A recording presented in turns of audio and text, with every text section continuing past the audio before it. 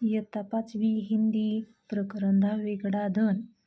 सुंदरपुर गांव में रामदीन नामक किसान रहता था। उसके 4 बेटे थे। रामदीन स्वयं तो बहुत परिश्रमी था, पर उसके चारों बेटे बड़े आलसी थे। हर समय इधर उधर बैठकर गप्पे मारा करते थे। रामदीन उनके इस अल्हड़पन से परेशान था।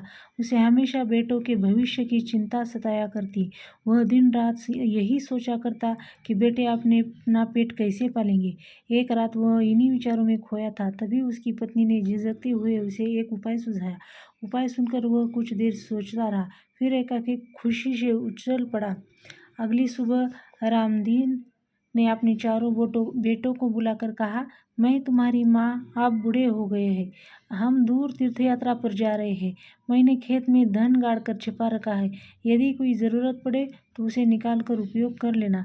गड़े हुए धन की बात सुनकर बेटे खुश हो गए और उन्होंने अपने पिताजी को खुशी तीर्थ यात्रा पर जाने के लिए कह दिया। वे मन ही मन खुश हो गए कि अब कुछ दिनों तक पिताजी का बंधन भी उन पर नहीं होगा।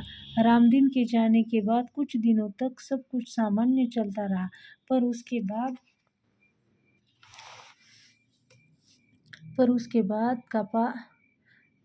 बाद पास का धन और घर का धान्य समाप्त होने लगा। अब चारों भाइयों को चिंता हुई। उन्हें अपने पिताजी की यही बात याद आ गई कि ज़रूरत पड़ने पर खेत में गड़ा धन निकाल लेना। उन्होंने रात के समय खेत की खुदाई का काम आरंभ किया। वो 2-3 रातें खेत को खोदते रहे, पर कहीं भी उन्हें गड़ा हुआ धन नहीं मिला। रात भर के परिश्रम से वे बहुत थक गए थे। जब सुबह बहुत निराश और हताश होकर वे चारों अपने घर लौट रहे थे, तभी रामदीन के परम मित्र हरिनाथ ने पूछा, तुम सब थके हुए क्यों हो? कारण जानने के बाद हरिनाथ ने उन्हें चारों को सलाह देते हुए कहा, तुम लोगों ने खेत तो खोद लिया है, अब उसमें बीज बो दो। चारों भाइयों के उदास चेहरे पर खुशी की लहर दोहराई। उन्होंने हरिनाथ के कहे अनुसार ही किया। खेत में नन्हे नन्हे अंकुर निकल आए। उन्हें चारों के मन में उत्साह जाग गया। वे निराई गुड़ाई करने लगे। फसल बहुत अच्छी हुई।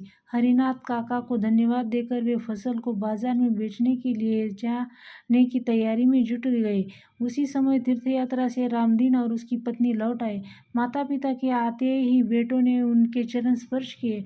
गाड़ी में लदे अनाज के बोरे देखकर रामदीन ने कहा, अब तुम्हें खेत में गड़े धन का राज समझ में आ गया होगा। चारों ने सिर हिलाकर स्वीकार किया और कहा, हाँ पिताजी, अब हम यह भी समझ गए हैं कि जीवन में परिश्रम के बिना कुछ भी संभव नहीं है। परिश्रम से ही धन कमाया जा सकता है।